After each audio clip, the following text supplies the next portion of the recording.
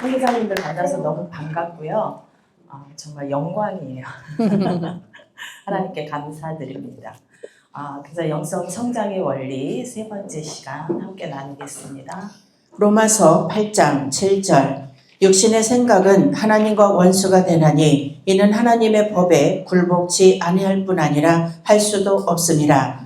배나무에 배가 열리기 위해서는 어떤 과정이 있습니다. 소가 새끼 한 마리를 낳는 것도 한 사람이 태어나 늙어 죽음에 이르는 것도 어떤 과정을 거칩니다. 마찬가지로 한 사람이 주 안에서 거듭나 영적으로 성장하고 성숙해져 가는 것도 역시 어떤 과정을 거치게 되어 있습니다. 그러면 우리는 어떤 과정을 거치며 영적 변화를 경험합니까? 첫째, 경험. 영적인 성장과 변화는 삶의 현장, 즉 경험이 반드시 필요합니다.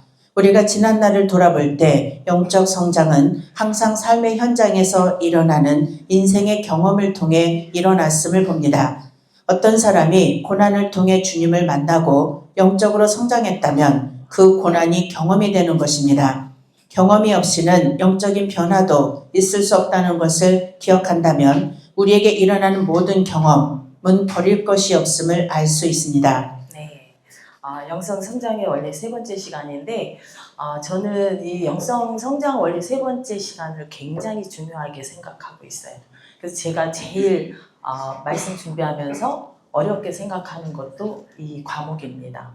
또한 이 과목을 통해서 저는 제 사역 가운데 또 삶 가운데 이 말씀대로 적용해서 소위 대박이 나죠. 그건 조금 가장이고 하나님이 열어가신다. 에스더는 이제 풀렸다. 가나안에 가더니 풀렸다. 이제 이런 소리를 듣게 한 게 이 영성 성장의 원리 세 번째 시간. 여러분이 그냥 읽어보면 그냥 다 아시는 내용이에요. 근데 영적으로 깊이 들어갈수록 정말 이 깊이 있는 말씀을 내가 어떻게 전할까? 그래서 오늘은 제 수준에서 조금 그래서 아는 것이 아는 것이 중요하지 않고 우리의 삶 가운데 사역 가운데 우리의 삶에 적용하는 것이 이제 중요한 것 같습니다. 그래서 이제 영성 성장의 원리 첫 번째 경험이 중요하다는 거예요. 아멘. 그래서 우리가 살다 보면 많은 문제들을 만납니다. 근데 삶 가운데 우리가 여기 이제 성경은 범사라고 말한다 그러는데 이 우리가 만나는 문제의 현장을 하나님이 역사하실 수 있는 삶의 체험 현장, 성령의 체험 현장을 만드시기를 축복합니다. 아멘. 예, 그래서 하나님이 역사하시고 하나님이 경험할 수 있는 그런 현장이 되어야 되는데 많은 분들이 그렇고 저도 그래요. 어떤 문제의 상황을 만나면 내가 순종한다고 여기까지 왔는데 왜 하나님이 이런 일을 저한테 허락하시지? 그리고 제가 이제 목회 4년, 이제 5년 차 들어가는데 제가 목회를 하고 2년 차에 영성의 갈증이 왔어요. 그래서 고목사님 안지는 오래됐지만 그래서 이제 고목사님 이렇게 합류를 하면서 제가 이제 영성의 더 깊은 세계를 하나님 보여주세요. 이렇게 하면서 제가 가나안의 나눔에 이제 합류하게 됐습니다. 근데 그때가 한 2년 돼갖고 이제 영적으로 갈증도 느끼지만 또 사역의 위기가 온 거예요. 그래서 하나님이 요거 쓰시고 나를 내려놓으시려고 20년 동안 이렇게 광야를 돌게 하셨나. 원망 아닌 좀 이제 뭔가 좀 허탈한 느낌이 좀 있었습니다. 근데 그 우리의 문제의 상황, 위기의 순간이 기회임을 믿으시기를 바랍니다. 아멘. 그래서 저는 불평하고 원망하기보다 제가 20년 동안 훈련 받았고 가나안의 나눔 말씀을 통해서 제가 마음 지키는 훈련을 10년 이상 받았기 때문에 문제의 상황이 딱 터졌을 때 제가 그때 어떤 결심을 했는가. 23강에 나와요. 하나님의 일. 하나님을 믿어드리는 것이 하나님의 일이라면 이제 나는 하나님을 믿어드리자. 아멘. 그래서 하나님을 믿기로 결심했습니다. 아멘. 그래서 문제의 상황은 그렇지만 좋게 하실 하나님, 그 선하신 하나님의 그 크시고 완전하신 뜻이 분명히 있다는 것을 저는 확신했습니다. 아멘. 그래서 하나님을 믿어드리기로 결심을 했는데 무슨 일이 일어났는가? 제가 이제 지하에 그 33평짜리 그 이제 성전이었어요. 거기에 평생 기도하면서 저희 교회는 기도 중심 교회입니다. 제가 순복음 출신이에요. 기도 많이 했겠죠? 그래서 많은 경험을 했지만 여지껏 경험하지 못한 그 평강의 그 기름 부음이 성전을 꽉 채우는 거예요. 주님의 임재가. 근데 그때부터 이제 제 마음에 평강이 오고 이제 그 문제가 되지 않았겠죠. 그리고 제 이름이 뭡니까? 죽으면 죽으리라. 그래서 하나님이 좋게 하실 거지만 그래도 그렇게 안 하시더라도 그 과정을 통해서 하실 일은 분명히 있을 것이다. 결과가 어떻든 나는 상관하지 않고 주의 길을 가리라. 제가 결심한 거예요. 그러니까 믿음의 결단을 하나님 앞에 보여드리기로 한 것입니다. 그래서 제가 만난 그 문제의 상황을 저는 하나님이 역사하실 수 있는 삶의 체험 현장으로 바꿀 수가 있었습니다. 그래서 지금은 제가 이제 목회도 포기할 상황에서 이제 뭐 짐을 어디다 옮겨놔야 되나 그런 상황에서 그 지하였다 그랬잖아요. 한국에 월세 10만 원짜리 없어요. 제가 월세 10만 원짜리 있었는데 도저히 뭐 더 이상 어디 갈 데가 없는 거예요. 근데 하나님이 역사하셔서 저는 2층으로 이제 올라가겠다 기도를 했어요. 하나님이 입을 크게 열라 하셔서. 근데 2층보다도 더 좋은 조리실 건물 1층에 제가 50평, 대지 100평에 건평 50평에 하나님이 정말 다들 놀라죠. 저 같은 사람한테 그 모든 것이 하나님의 은혜고 제가 이 가나안에 나눠와서 이 말씀을 듣고 은혜 받는 거로 끝나지 않으시기를 바라요. 아멘. 제가 10년 동안 이 고목사님 말씀을 붙들고 정말 10년 동안 제가 광야를 걸으면서 힘들어서 정말 못 걷겠다 할 때 이 말씀을 돌아와서 위로받고 은혜받고 끝났어요. 그러니까 은혜 차원은 광야입니다. 근데 저와 여러분이 이제 광야 차원의 은혜 차원이 아니고 미래적 관점, 하나님의 관점, 믿음의 관점으로 가나안의 관점으로 바라보시기를 축복합니다. 아멘. 네, 그래서 저와 여러분이 그 어려움을 통해서 다시 한번 하나님을 경험하시고 더욱더 깊이 있는 영성으로 나가시기를 바랍니다. 아멘. 네. 두 번째, 말씀. 경험 다음으로 필요한 것이 말씀입니다. 우리의 삶의 현장에서 일어나는 경험과 말씀이 만나야 합니다. 그때 말씀은 우리의 경험을 해석하고 우리의 모습을 비추어주는 역할을 합니다. 말씀이 없는 경험은 우리의 영성을 부실하게 하고 경험이 없는 말씀은 능력이 없는 이론이 되고 맙니다. 내 삶의 현장에서 일어나는 경험과 말씀이 만날 때 객관적인 말씀은 주관적인 말씀이 되고 나에게 들려지는 주의 음성이 됩니다. 네, 그래서 우리가 이제 하나님의 역사를 경험하려면 우리 삶에 그 현장도 있어야 되죠. 경험의 현장도 있어야 되지만 반드시 말씀이 와야 됩니다. 근데 이제 우리가 이제 말씀만 있어도 안 되고 또 경험, 체험할 수 있는 삶의 현장이 없어도 안 되겠죠. 근데 우리가 그동안 삶의 현장을 해석해주는 말씀이 없었기 때문에 힘들었던 거예요.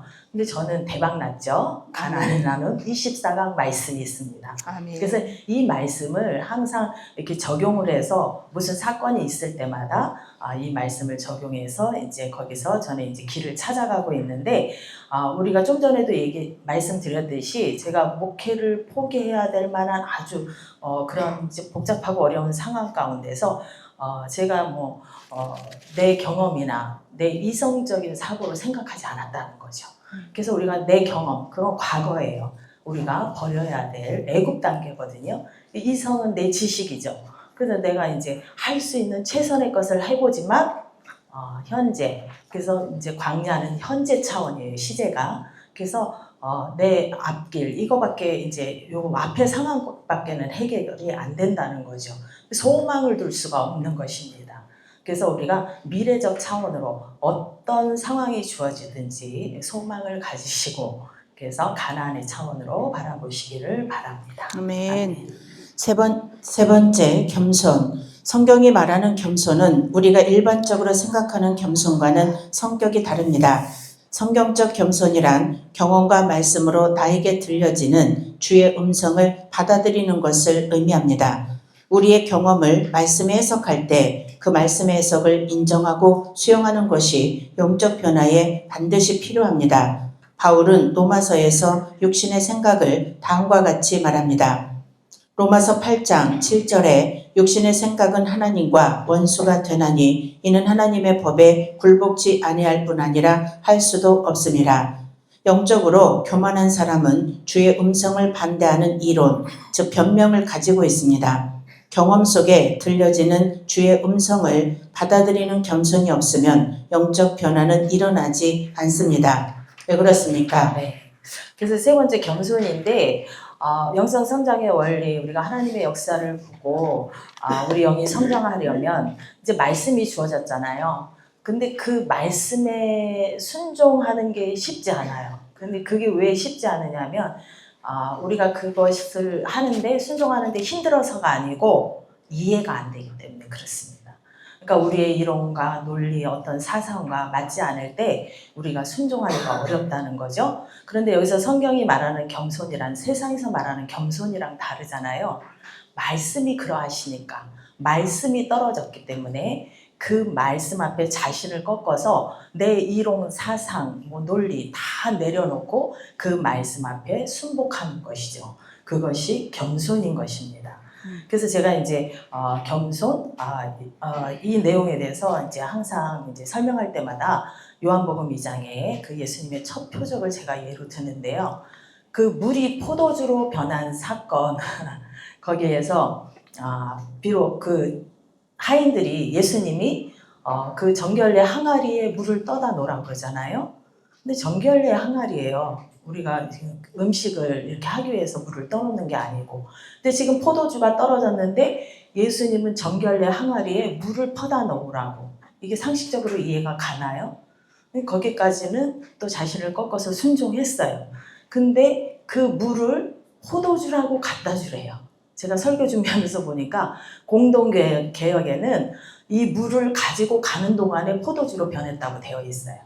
그러니까 우리가 순종할 때 디아코노스 하인들을 초대교회에서는 우리 사역자들을 얘기하더라고요.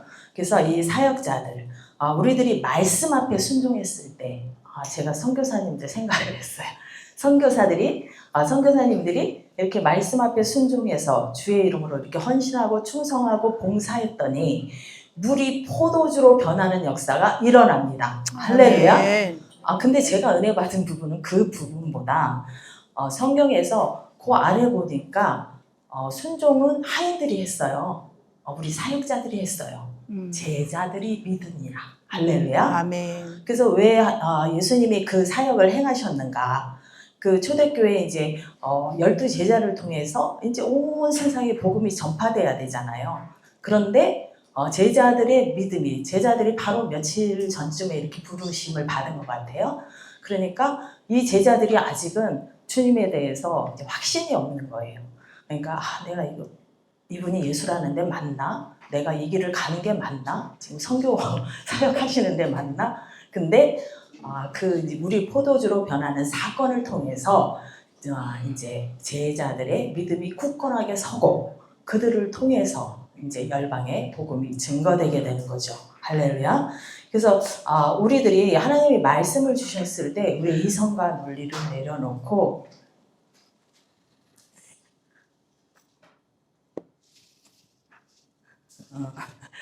순종할 때 우리가 하나님의 역사를 볼 수 있는 것입니다. 육신의 소욕은 늘 하나님을 거스르게 되어 있어요. 근데 얼마 전에 고용민 목사님 그 말씀 하셨어요. 말씀을 아는 자가 있고 받은 자가 있다. 저와 여러분은 이제 오늘 이 말씀을 들었기 때문에 모두가 말씀을 아는 자가 되었습니다.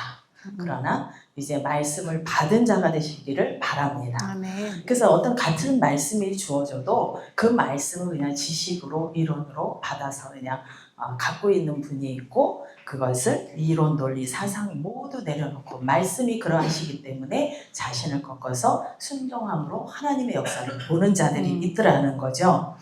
그래서 저와 이 말 쓰지 말라고 하셨는데 우리 모두가 제가 교회에서 설교해 버릇해갖고 저와 여러분이 이제 입에 뱄어요. 근데 우리 가나안의 나눔은 항상 우리라는 말을 쓰거든요. 그래서 우리 모두가 이렇게 하나님의 말씀 앞에 우리의 모든 사상과 생각 다 내려놓고 자신을 꺾어 복종시킴으로 하나님의 뜻을 이루어가는 우리 모두가 되시기를 바랍니다. 아멘. 네 번째, 성령. 우리가 경험 속에 들려지는 주의 음성을 받아들이면 성령이 우리의 인생에 개입을 합니다. 성령은 진리의 영이십니다. 그러므로 주의 음성을 받아들이면 성령이 역사하지만 우리가 주의 음성을 거절하면 성령이 우리의 인생에 개입을 할 수 없게 됩니다. 우리가 회개할 때 하나님의 역사를 경험하는 것도 마찬가지 원리입니다. 회개란 우리의 경험을 해석해주는 말씀을 인정하는 것을 말합니다. 회개는 우리가 하나님 앞에 겸손해졌을 때 할 수 있는 일이며 우리의 모든 이론을 하나님의 말씀 앞에 굴복시켰을 때 일어나는 일입니다. 다섯째, 능력. 성령이 우리의 삶에 개입을 했다는 말은 성령의 능력이 임했다는 의미입니다.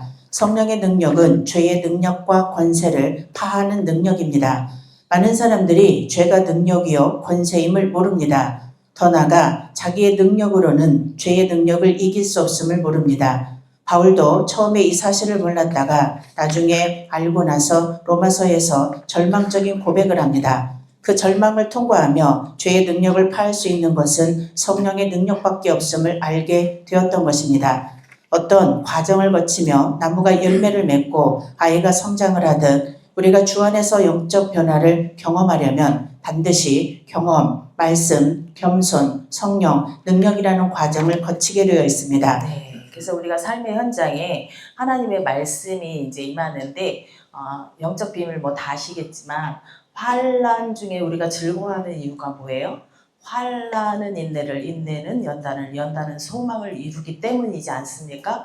그래서 저와 여러분이 우리의 주어진 문제를 감사함으로 받을 때 하나님이 말씀을 보내주시고요. 그 말씀 앞에 자신을 꺾어서 복종시킬 때 이제 성령님이 개입하신다는 거예요. 그것이 바로 이제 겸손인데 이때 성령님이 일하실 수 있는 거죠. 우리가 말씀 앞에 굴복할 때 성령님이 일하실 수 있고 그것이 성령의 역사이고 이제 회개인 줄 믿습니다. 그래서 우리가 문제의 현장을 감사로 받으면 하나님의 애국에서 저와 여러분을 이제 광야로 이끌어내셔요. 그리고 말씀을 주시고 말씀으로 해석하는 훈련을 시키시는데 먼저 우리의 죄가 조명됩니다. 그리고 이제 주변의 상황이 해석이 되고 그 해석을 받아들이는 것이 겸손이고 거기까지 간 사람은 이제 자기 부인이 되는 거죠. 자기 부정과 자기 십자가를 주고 희생하고 충성하고 헌신할 수가 있는 것입니다. 그래서 이제 우리 선교사님들 그렇게 헌신과 충성을 맹세하고 여기까지 오셨을 텐데 결국 영성 성장은 그런 거예요. 우리의 여기 나와 있죠. 성령의 맨 아래 모든 이론을 하나님 앞에 굴복시켰을 때 일어나는 일이다. 그래서 이성과 사실에 근거한 모든 거 우리가 선악과를 먹음으로 영성으로 살아야 되는데 하나님의 품성으로 하나님의 인격으로 살아야 되는데 우리가 그 선악과를 먹음으로 사실을 보고 선악의 관점, 옳고 그름 우리 기독교는 선악의 관점이 아니죠. 옳고 그름의 원리가 아니에요. 은혜의 원리, 은총의 원리, 사랑의 원리인 줄 믿습니다. 그래서 이성과 사실에 근거한 거 하나님 앞에 우리 경험이나 지식이나 뭐 논리나 그거 일도 중요하지 않습니다. 그래서 모든 이론을 파하고 굴복시켰을 때 성령이 개입하시고 성령이 개입하시니까 당연히 능력이 오죠. 할렐루야. 아멘. 능력이 오면 다 풀어지는 줄 믿습니다. 아멘. 아멘. 풀어지는 역사가 있는 거예요. 그런데 문제도 힘을 가지고 있죠. 그래서 많은 사람들이 이 문제로 인해서 고통을 받고 있습니다. 그래서 이제 사도 바울도 오라 나는 공고한 사람이로다. 이 사망의 몸에서 누가 나를 건져주랴. 이 세상 가운데서 죄와 우리가 계속 싸워야 되는 거고 고통 가운데 있다는 거죠.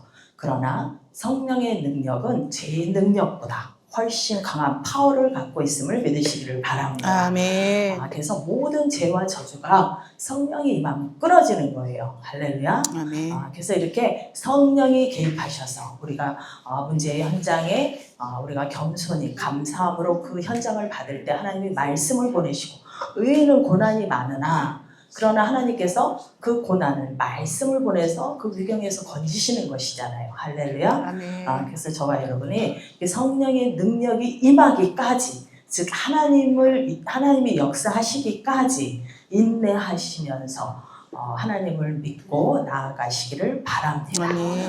그래서 여기서 사울과 다윗이 우리에게 주는 교훈이 있습니다. 첫째, 두 사람은 삶의 현장에서 하나님께 죄를 범하는 경험을 합니다. 둘째, 사울과 다윗에게 하나님의 말씀이 임했습니다. 그들의 경험이 말씀을 만난 것입니다. 사울은 변명을 했고 다윗은 회개를 했습니다. 한 사람은 말씀을 거부했고 한 사람은 말씀을 인정했습니다. 사울은 성령의 능력이 떠났고 다윗은 성경의 저자가 되었습니다. 네. 우리 모두가 죄인이긴 하지만 여기 예를 이제 목사님이 들으신 사울과 다윗의 예가 있어요. 똑같이 범죄했고 똑같이 하나님께서 깨닫지 못하니까 말씀을 보내주셨죠.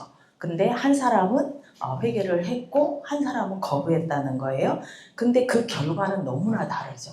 한 사람은 하나님께 버림받았고 한 사람은 지금도 우리가 너무나 부러워하는 영성에 지금도 존경받는 그러한 이제 이스라엘의 왕이잖아요. 그래서 하여튼 그렇게 이제 결과가 너무나 다르게 나타나더라는 거예요.